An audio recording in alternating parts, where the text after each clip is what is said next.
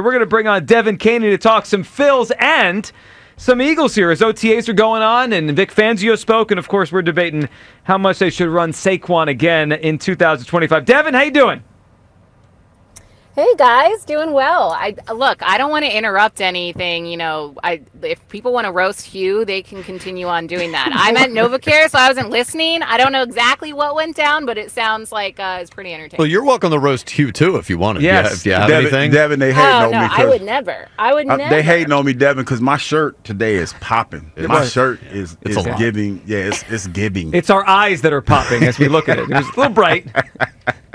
The one time I'm not on video, I can't yeah, see the shirt I heard is it's giving. purple. That's all I got. It's a little purple in this. It's the Brian Dawkins Impact Golf shirt. It's nice. And I was looking, and when I got it, Dev, I was like, "Oh, this is a nice shirt. It is a nice shirt. I need to wear this tomorrow." And I'm gonna wear the other one tomorrow. I can't wait. Oh, it's a nice one too. This is your bright stage. I'm going back to back. Back to back. I'm going back to back. Devan, let's talk some Eagles because you're there, and then we'll get to some Phillies as they get back in action tonight. Devan, I'm curious where you come down on what we were discussing today. So there's kind of two schools of thought here, which is one, hey, the Eagles had this formula last year that was unstoppable, and it was led by Saquon most of the season. Do it again until someone stops it. And then the other school of thought is, hey, Saquon ran it a lot last year. They got to throw it more this year and ease off of Saquon, maybe not quite as much as what we saw last year. Where do you come down on the best way to run their offense to try to win it again? I think the best way to run the offense is to maximize the biggest and most talented players that they have on offense's strengths, and that happens to be running the football with Saquon. I'm not saying that they should, go out there and run him as much as they did last season. Like, they shouldn't go out with the goal of finally breaking Eric Dickerson's record in the regular season. But I think when necessary, you have Saquon Barkley, you should use him, right? Like, he's not a glass doll. You don't need to put him on the shelf and break for emergency. Like, you should use one of your most talented players. That being said, I would like to see them throw the ball a little bit more than they did last season. Devan, you were at the press conference. Am I right about that? You were there with Vic? Yes. Okay. What was your biggest takeaway? Because I wrote quite a few things down, Devan. I thought there was quite a few interesting things he said. What hit you the most? Because it's the first time we've heard from Vic Fangio here in a while. Yeah.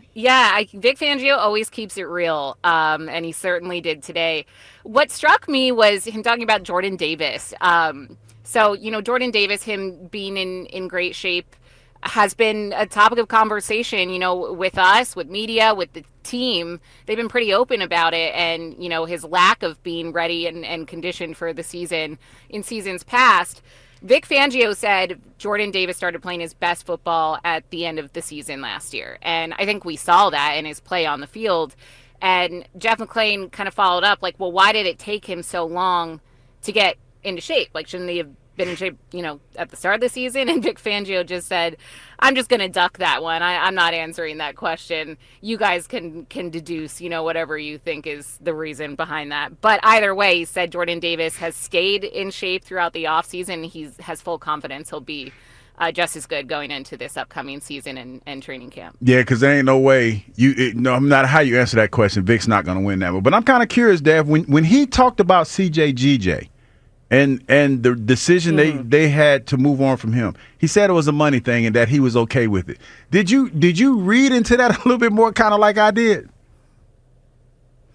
What, that he maybe wasn't okay with it? Well, I kind of read it that. Let me just tell you what I thought. I thought that, when you have somebody, when you had a type of defense that they had last year, and to lose a player that meant so much to this team, I just thought it was kind of, I guess, cavalier, the way that he said it. It wasn't, you know what I mean? It was like, hey, I was cool with it.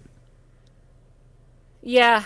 The C.J. Gardner-Johnson trade still doesn't make total sense to me. I don't think it makes a lot of sense to a lot of people, aside from the fact that it was clearly a financial decision.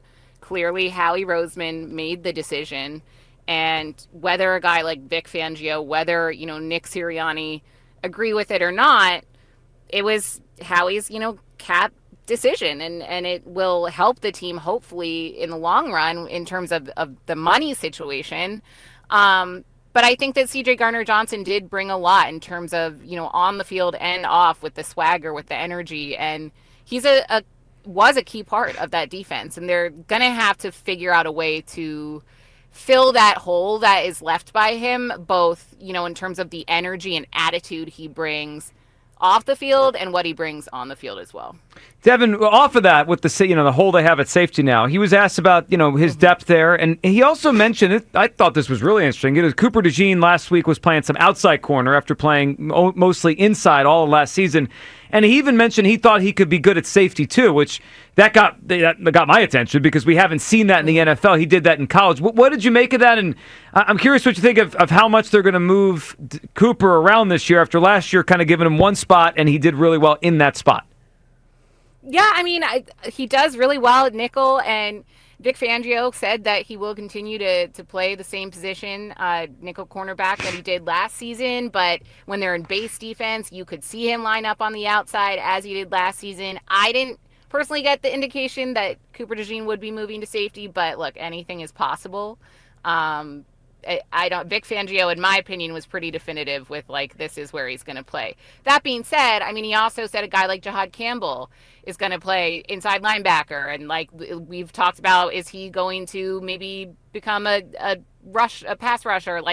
I think that all of these things are fluid and anything can change. Right now, I don't see Cooper DeJean moving to safety. All right, Devin, let's end with the Phillies question. They're in Toronto tonight, starting a road trip against the Blue Jays and then to Pittsburgh against the Pirates. And they made a move this weekend to try to help the bullpen a little bit here.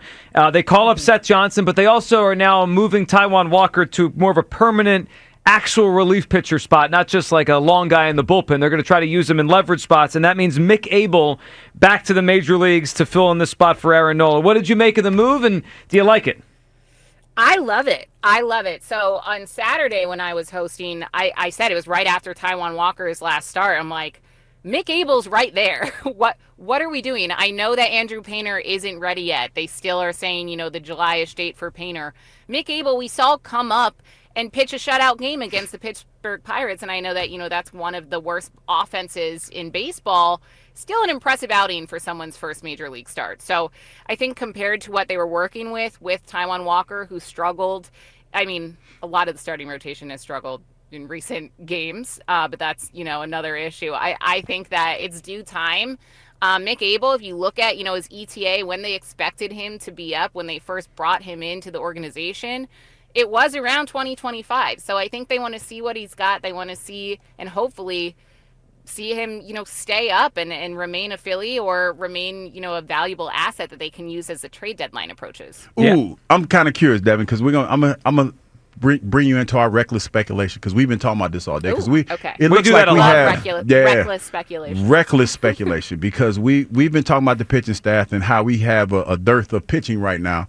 So if you at the trade deadline, who is the most expendable to you? Do I need to give you some names, or are you just going to go off of the guy that you think is the most expendable right now, and why? As if we're trading a starting pitcher to acquire something else, if we're using our surplus to get something else, which starter would you be most willing to give up? Oh, well, does Mick Abel count? So he counts. I think technically a part of the. So who? All right, let me ask you that: if Abel counts, Abel 1, who would you put 2? I'll get the answer out of you that way. All right. From starting rotation, I'm going with this, don't you? This is a tough question. From the starting rotation, who? Okay, so if Mick Abel's gone, it would have to be Ranger Suarez. I think that Ben Davis brought it up, and it kind of got our attention. Like he mentioned trading him, and we're like, I wonder if they really would trade a starter to acquire something else they need. Well, and I don't like saying that because Ranger has pitched really, really well. I mean, of the starting rotation in their last series, Ranger Suarez is the only one who went 6 innings before, so he's the guy who can go the longest of that starting rotation right now, and he's pitching really well. Of course, health has been an issue for him, but I just think that he would probably be viewed as the most expendable. Unfortunately, I mean, of course, Aaron Nola is still on IL. It's a very long IL stint and rehab stint for a sprained ankle, but hopefully he's back soon. He's coming off the worst start to a season he's had in his career. Obviously, they can't trade him because he just signed a mega extension with the Phillies. So, in terms of what these players are contributing, I don't know if Ranger would be my choice, but just given his situation, I think that he would be the guy to go first. I agree with the expiring contract after the season. Yeah. Devin, appreciate you hopping on. Enjoy OTAs, and we'll talk soon. Do the best. Of course. Thanks, guys. There she goes, Devan Kaney, joining us from the NovaCare complex after taking in the Vic Fangio press conference and then joining our reckless speculation on some Phillies Reckless speculation. trade talk.